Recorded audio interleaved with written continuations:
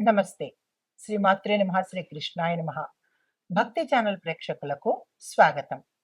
మనకి ప్రతిసారి చెప్పుకుంటూ ఉంటాం, యోగాల గురించి చెప్తూ ఉంటాను. అయితే ఈ యోగాలంటే ఏమిటి? అసలు యోగం అంటే ఏంటి? అంటే గనక యోగము అంటే కలిసి రావడము, అదృష్టము.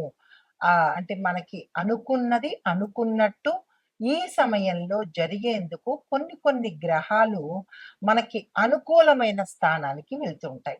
ఆ వెళ్ళే పరిక్రమలో ఇన్నాళ్ళు మనం బాధపడుతుంటాం. మేషాది ద్వాదశ రాశుల వారందరూ కూడా కొన్ని కొన్ని సందర్భాలలో విపరీతమైన బాధలు, కష్టాలు, నష్టాలు ఇలాంటివి అనుభవిస్తూ ఉంటారు.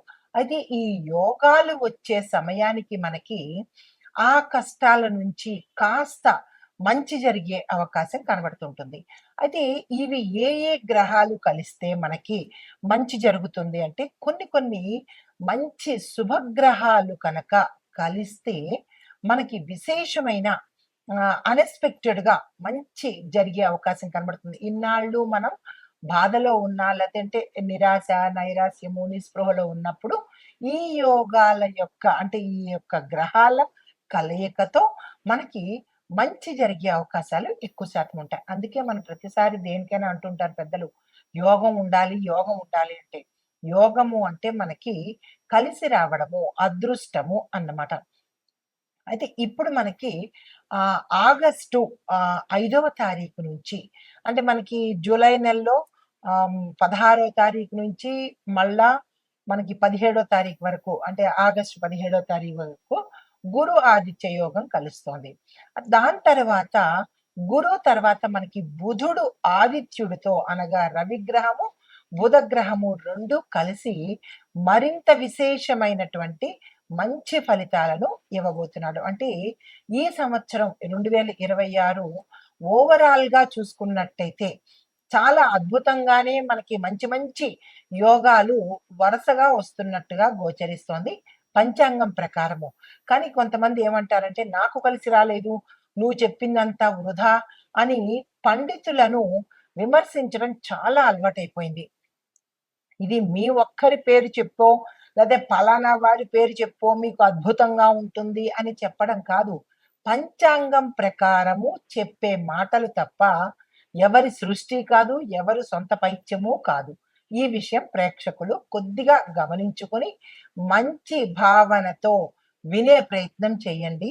జ్యోతిష పండితులను తోలనాడడం కానీ, అసభ్యమైనటువంటి మెసేజ్‌లు పెట్టటం కానీ, కామెంట్స్ పెట్టడం కానీ ఇలాంటివి మానుకుంటే ఈ యోగాలు మనకి ఇంకా ఎక్కువగా కలిసి వచ్చే అవకాశం ఉంటుంది. ఇష్టమైతే వినండి. లేదు అంటే కనుక ఆహ్, ఆపేసుకుంటే మంచిది. కానీ శాస్త్రాన్ని దుయ్యబట్టడం చేసినట్టయితే కనుక కొద్దిగా ఇబ్బందులు పడే ఎంత యోగాలు కలిసినప్పటికీ కూడా మనము ఇబ్బంది పాలయ్యే అవకాశం ఉంటుంది. కాబట్టి భక్తి ప్రేక్షకులు భక్తి మార్గంతోనే ఈ జ్యోతిష్యులు చెప్పినది ఏదైనా వినే ప్రయత్నం చేయండి. ఆచరించడం మీ ఇష్టము. అయితే మనకి ఆగస్టు 5వ తారీఖు నుంచి మళ్ళా ఆగస్టు 17వ తారీఖు వరకు బుధాదిత్య యోగం అనేది కలిసి వస్తుందనమాట. అంటే ఇందులో బుధుడు, రవి ఈ ఇద్దరూ కూడా మనకి ఒకే రాశిలో సంచారం చేస్తూ మిగిలిన రాశులకందరికీ కూడా వారి వారి యొక్క జన్మ కుండలిలో ఏ స్థానంలో అయితే వీళ్ళు కలుస్తున్నారో ఆ స్థానము అద్భుతంగా ఉండేందుకు జరుగుతుందనమాట.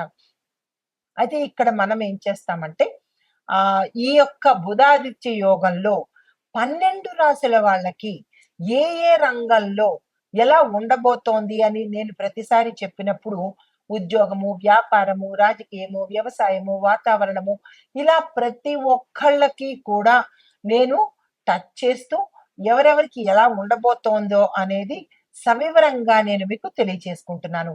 అదే పరిక్రమలో ఈసారి బుధాదిత్య యోగంలో 12 రాశుల వాళ్ళకి అందులోనూ విద్యార్థుల దగ్గర నుంచి ప్రతి ఒక్కళ్ళకు, స్త్రీలకు అందరికీ కూడా నేను ఒక్కొక్కటి వివరంగా చెప్తాను.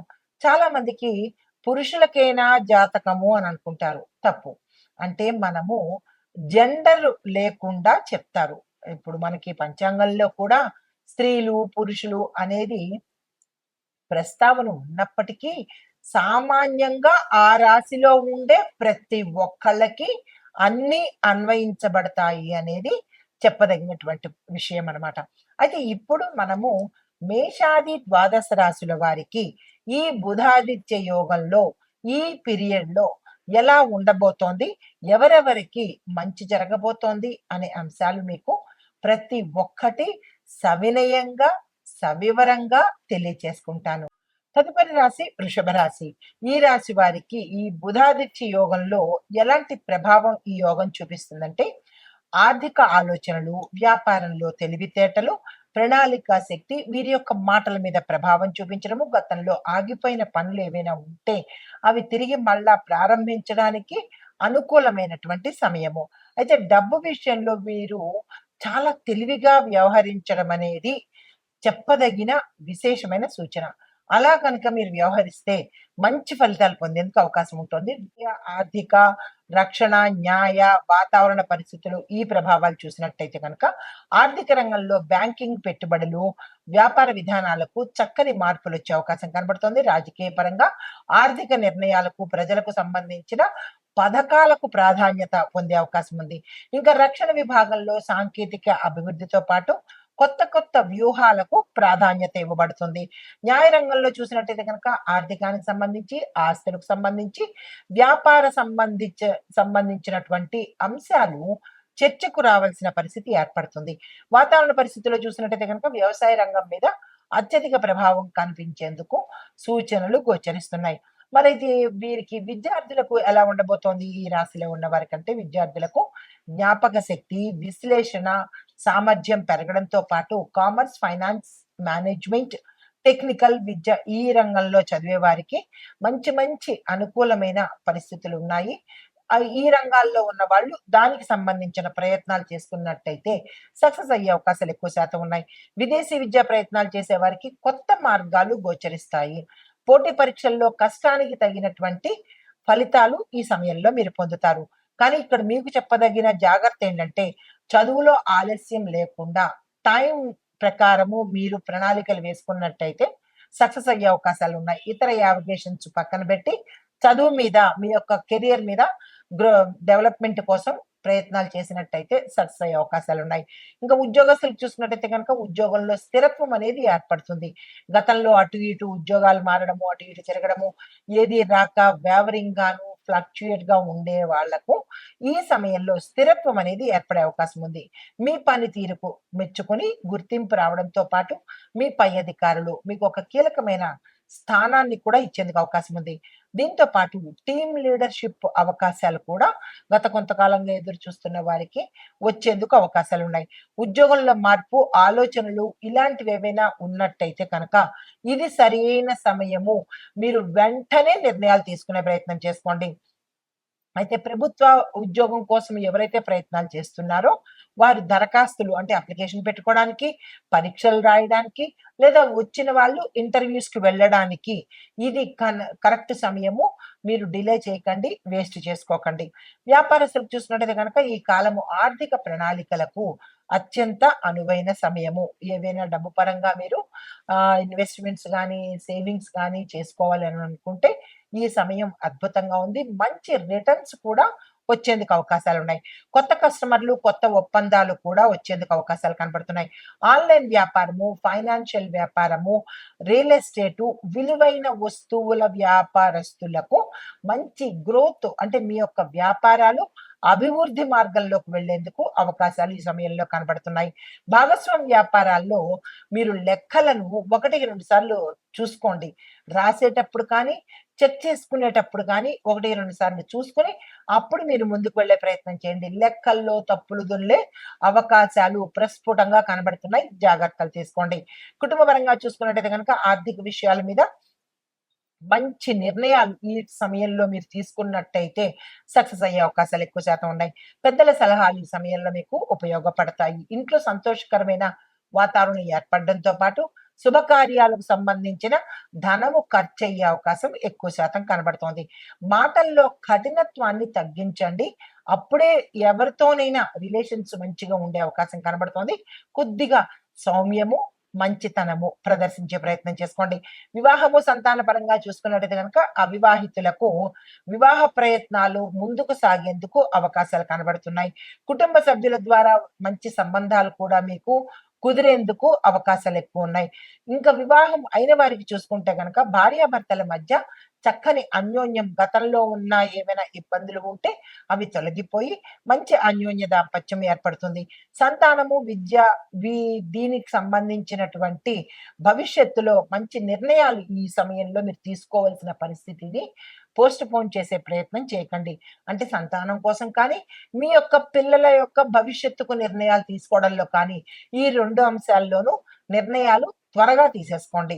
అయితే సంతానం కోరుకునేవారు ఆధ్యాత్మిక విశ్వాసంతో మీరు ప్రయత్నాలు చేసుకోవాలి. గుళ్ళు, గోపురాలు తిరగడము, లేదంటే హోమాలు, యజ్ఞాలు చేయించుకోవడము, ఇలాంటివేవైనా సుబ్రహ్మణ్యేశ్వర స్వామి ఆలయాలు, ఇలాంటి మీ యొక్క జ్యోతిష్యులు చెప్పినటువంటి పరిహారాలు పాటించుకుంటూ ముందుకు వెళ్ళినట్టయితే సంతాన పరంగా మంచి జరిగే అవకాశం ఉంది. వ్యవసాయదారులకు చూసుకున్నట్టయితే కనుక వ్యవసాయంలో కొత్త ప్రణాళికలు విజయవంతము చేసే అవకాశం కనబడుతోంది. పంటల ఎంపిక, మార్కెట్ మీద అవగాహన పెంచుకొని మీ యొక్క పంటను తరలించే ప్రయత్నం చేసుకోండి. భూమి కొనుగోలు, వ్యవసాయ పరికరాలు, ఈ 2 అంశాలలోనూ కొద్దిగా ఆలోచించి నిర్ణయం తీసుకోండి. లేదు అంటే గనక రైతులు నష్టపోయే అవకాశాలు ఎక్కువున్నాయి. పశుపోషణ, డైరీ రంగాల్లో కూడా మీకు మంచి మంచి అవకాశాలొస్తాయి. అయితే ప్రభుత్వ, ప్రైవేట్ ఐటీ రంగాలు ఈ విషయంలో చూసుకున్నట్టయితే గనక ప్రభుత్వ రంగ పరంగా చూసినట్టయితే అధికారిక పనుల్లో గత కొంతకాలంగా స్లోగా నడుస్తూ లేదా అవ్వకపోయినా, లేదా కార్యాలయాల చుట్టూ ప్రదక్షిణలు చేస్తున్నా, ఆ పనులన్నీ ఈ సమయంలో తొందరగా అయిపోయే అవకాశాలు కనబడుతున్నాయి. ఆస్తి, భూమి, ఆర్థిక ఈ 3 పనులు తొందరగా కదిలేందుకు అవకాశాలు ఎక్కువున్నాయి. ప్రైవేట్ రంగం చూసినట్టయితే గనక మీ యొక్క సాలరీ పెరగడంతో పాటు కొత్త బాధ్యతలు, ప్రమోషన్స్, ట్రాన్స్‌ఫర్స్ ఇలాంటివన్నీ వచ్చేందుకు అవకాశాలు ఎక్కువున్నాయి. ఐటీ రంగంలో చూసినట్టయితే గనక finance, technology, data, management, software ఈ రంగాలలో ఉన్న వాళ్ళకి అభివృద్ధి ఎక్కువగా కనబడుతోంది. ఇంకా లక్కీ కలర్స్ మీకు తెలుపు, ఆకుపచ్చ, లేత నీలిరంగు. కలిసి వచ్చే సంఖ్యలు 5, 6, 2. కలిసొచ్చే వారాలు బుధవారము, శుక్రవారము, సోమవారము.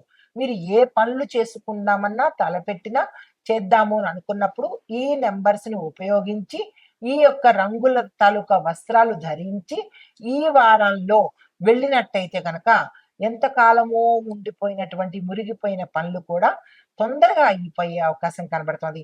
మీకు చెప్పదగినటువంటి పరిహారాలు ప్రతి బుధవారము గణపతి ఆరాధన చేసుకోవాలి. దీంతో పాటు లక్ష్మీ అమ్మవారి పూజను కూడా చేసుకున్నట్టయితే ఆర్థిక పరమైన ఇబ్బందులు తొలగిపోవడము, అంటే రుణాలు తీరిపోవడము, కొత్త రుణాల కోసం ప్రయత్నం చేయడము, ఇలాంటివన్నీ ధనపరమైన ఇబ్బందులు తొలగిపోయే అవకాశం ఉంది. ఆవులకు మీ చేత్తో మీరే పచ్చి మేత తినిపించే ప్రయత్నం చేసుకోండి. అవసరమైన వారికి విద్యా సహాయం, పుస్తకాలు, ఫీజులు మీ యథాశక్తిని బట్టి ఇచ్చుకున్నట్టయితే కనుక మంచి జరిగే అవకాశం ఉంది.